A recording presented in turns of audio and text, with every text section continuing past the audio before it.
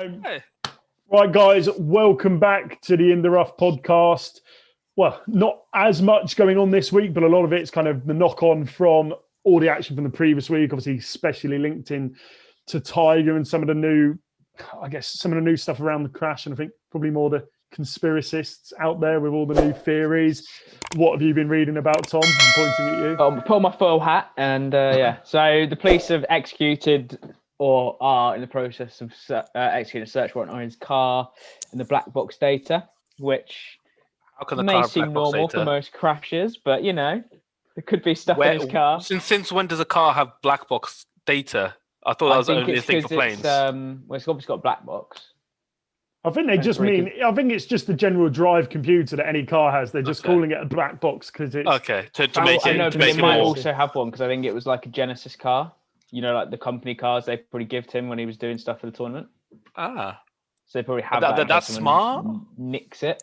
I'm not really sure which pro golf is going to be nicking it. I don't think Tiger, a billionaire, is nicking a Hyundai Genesis. Hey, you never know. I don't think times are that hard for Tiger, in all honesty. Okay, now, admittedly, but as in financially. No. So continue. So it's just interesting because they said that there was nothing untoward like a week ago, and now. I think it's just standard procedure after any crash. You do that analysis, but obviously because it's Tiger, everyone's like, "Oh my God, this is because he was under the influence or tired or whatever it might be," or they might even be trying to blame Genesis for working him too hard during the days and getting him out early in their company vehicles. I feel like Tiger would be able to turn around and say, "You're waking me up too early." I don't think anyone in the world would expect Tiger to not be on some sort of medication for his back surgery. And B, it's only news because it's a famous car crash. I've never heard of a car having a black box before, so that's news to me. How have you not heard that? Everyone in this country who's no, as in the black box data that you get from a car is more so from the insurers, where they say they'll measure your speeds and they'll measure your, they'll measure how your braking and everything. You never know, Seb. Maybe Tiger had one after his problems years ago, where he reversed out of his drive and hit the lamppost. Maybe his insurance, he has to have a black box. Tiger can't afford the insurance, without the black box. Has to have a named driver and everything. Yeah, the car is actually listed under his mum. But maybe that was the problem. That's why he didn't brake too hard. He didn't want to increase his insurance costs. I just feel like there must have been something to make a car flip like that. He's either going way too fast, or had too many pain meds, which hopefully it isn't. Hopefully, I really hope this is just some people, on a slow news day, just trying to generate some news, rather than this being the beginning of something. Because I would not want anything like this to be further added to his legacy. I will add, bearing in mind everything else. But I still think, go. And especially on Arnold Palmer weekend, plight of the genius. You see all the videos come out, So I'm in a Tiger appreciation mood this week, as was Colin on the weekend. It was. Segue. And the rest of them. I mean, it was fair enough. They Tiger, if he wasn't aware, might have thought he had died by the amount of press and red tops he was getting, but he was only injured. Even Phil whipped one out, which is surprising. He was hesitant though, wasn't he? He didn't seem too pleased about doing it. So, but then I guess other news this week, which is probably more longer term for the PGA, is obviously partnerships or announcement with Amazon. So which continued world takeover. Yeah, which obviously they've gone through football. They're trying to get the Premier League rights. Now they're going into golf. And I mean, from a viewer's perspective, from a viewership perspective, it's great. Yeah. I've said this about the Amazon takeover happening for Premier League football, that I think that eventually at some point they will just take it all over, and I'd be surprised if there's not a over the top service from the Premier League. But in golf, I don't know if PGA can do an over the top, but I can only see Amazon tightening their grip and taking more and more and more of it over from all these traditional channels. They don't have the same cost that these channels do. They can, they've got unlimited resource. If it went to a bidding war, nobody would be able to compete. Not even close. Nobody would. No. NFL TV rights are up at the moment. Contracts are being honestly, for. I would not be surprised if and streaming is the way forward because it's now how most people consume TV. Very few people watch cable TV as is. So to be honest, I'm surprised. I'd be surprised if Amazon weren't going forward for NFL or Premier League when that contract comes up, or trying to negotiate with the PGA Tour to become the partner. It's a problem with doing a podcast that works here. Unbelievable. But I'd imagine they'd probably. I imagine if they keep getting the services like football, like golf, like NBA, I imagine they'll have an add-on to Prime, but they'll keep it separate. They'll have Amazon Sport or something. It'll be a separate edition, I would imagine. And golf is the probably best one they could do in an all-encompassing fashion because it happens over so much of a surface area and so many different people. Whereas with other sports, they're all on the court. You don't have to follow other stuff. Whereas this is supposedly going to allow you to follow every single shot that is hit by every single golfer, so you can flick between whoever you want and watch whichever round you want. You just wanted to watch Rory play his round. You can just focus on him, and you don't have to worry about anyone else coming in. Yeah, well, he's usually in a featured group, isn't he? So it's more so other people who are probably good not in a featured group, or if you see on Twitter someone's hit a great shot and they're going to do a replay, you can switch over and watch the shot back or whatever. Yeah. So from a viewership experience, but better than if they did it in football where last year where you could select which player you follow. But if you were following a Man City game and you followed a centre back, you wouldn't see the ball for half an hour. But so I think it's the application of it's much more beneficial in golf, isn't it? And especially for our selections when it comes to our predictions. Often our selections aren't anywhere near the top and don't get much coverage, so we can actually go and watch them and track them more closely. So there you go. But we usually go for a top 10 player, and it usually doesn't work out. But well, I guess, and not to jump ahead too far, but obviously before we talk about the results from the weekend, but obviously I guess the other comparisons that have been made at the moment is Morikawa and Tiger. Obviously Tiger being in the news, Morikawa after this weekend, obviously being the only other player under 25 to win a major and a GWC title or WGC title, sorry. So lots of expectation around that, but is it overhype or no? I don't think it's overhyped because no one's comparing him to Tiger in saying that he is the next Tiger. I just think they're saying how good he is when he's young, and I've been on the Colin bandwagon for a while now, and I'm not getting off anytime soon because I think in terms of a pure ball striker, he is one of the better iron players on the tour at the moment. I think there's a lot in his game that he will want to work on and catch up on, but on iron play, he's already near enough the top. He's kind of slowly proving himself more and more. 4 wins in 23 starts. No, way more than that. It'll be way more than that now. But regardless, I think the issue is that what I've seen, not that I think it's overhyped, but he's massively inconsistent. Since in between his 2 wins, he's finished outside the top 20 every single time, bar once, where he finished 7th. But what I would say is I'm sure we'll get onto it, but I think it's also the course where the courses that are more challenging and more demanding, he does tend to fare better on, which is why I like him so much. That when a course requires you to think and plot your way around, he seems to consistently do better in those tournaments rather than if it's just a bombing game and you have to drive it down. And for the most part, he's 25. How many 25-year-olds are that consistent on the PGA Tour? Yeah. So, apparently this season on the PGA Tour, there hasn't been a repeat winner.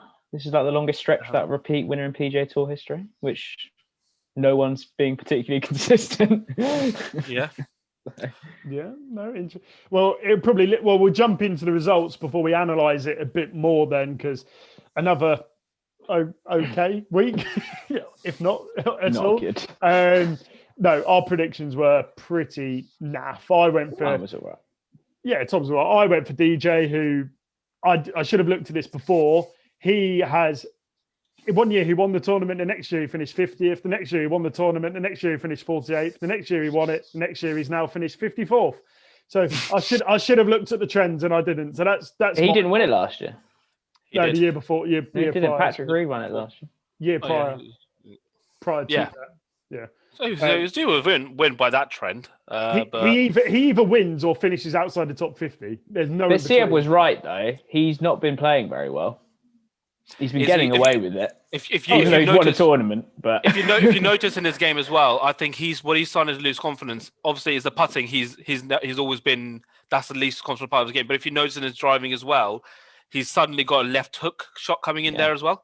It came in first one in Saudi Arabia, where he had that. I remember on the 16th hole, but it started coming in all the rounds he's played afterwards since then as well. That he's a lot more errant off his tee. Than he has been for the last year as a whole. And did you see how good is he? Did you see the clip to still win a Did tournament. you see the clip of where he hesitated, stopped mid-swing, changed the club because he goes, I feel like I'm going to shank it, and changed the club. Yeah.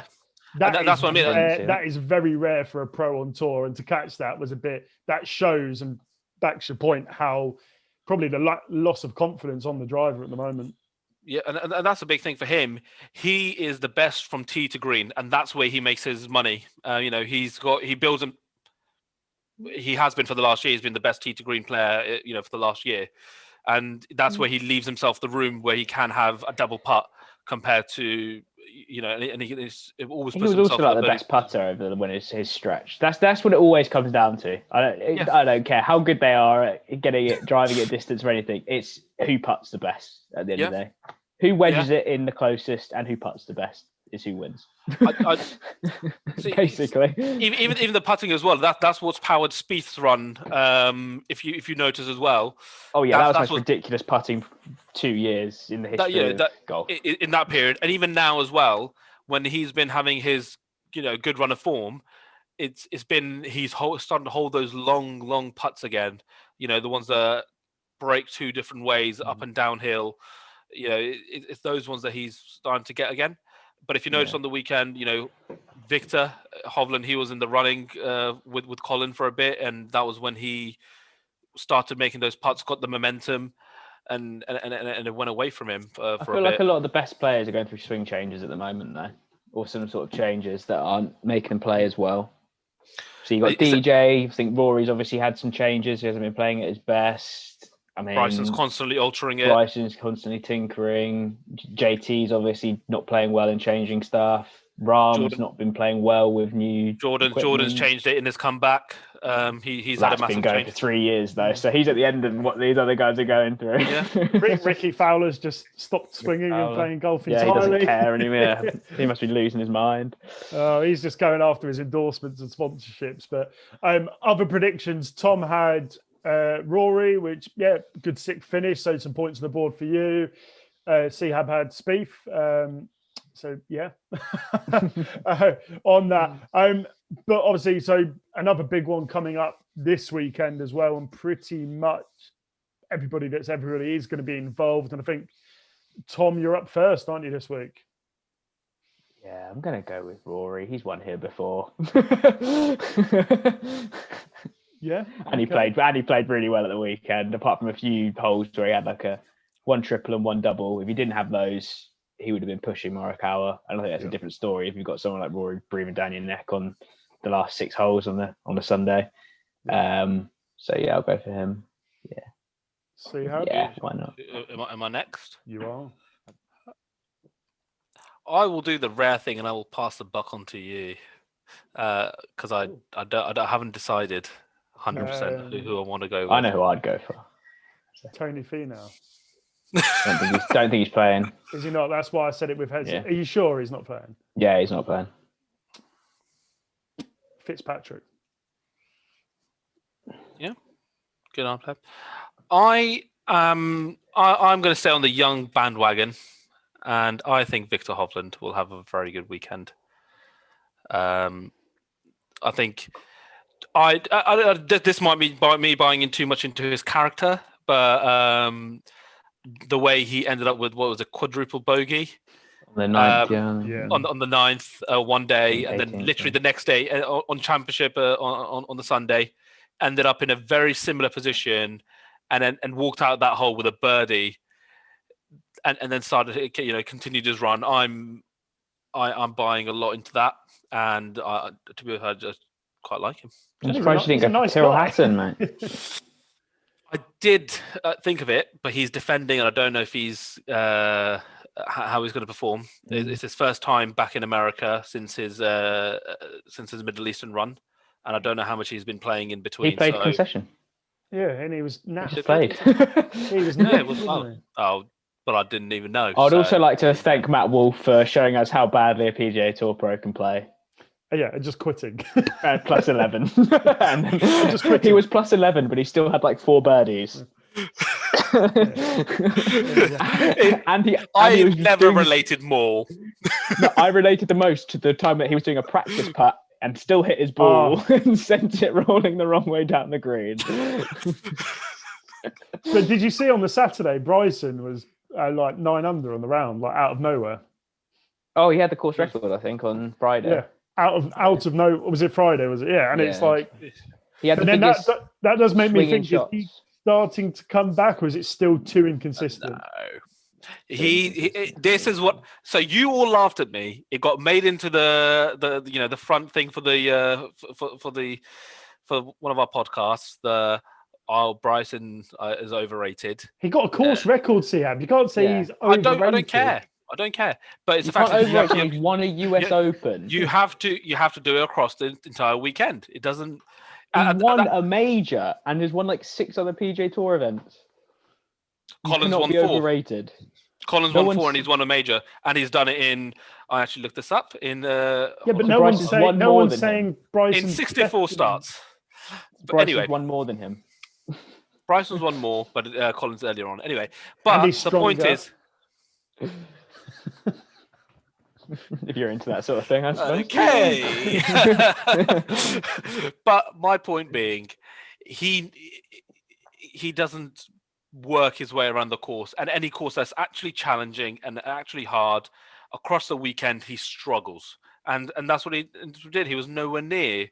But but he's obviously tinkering with things and changing stuff in his swing and his game. It's the same as a lot of the other people. They're not consistent across the weekend.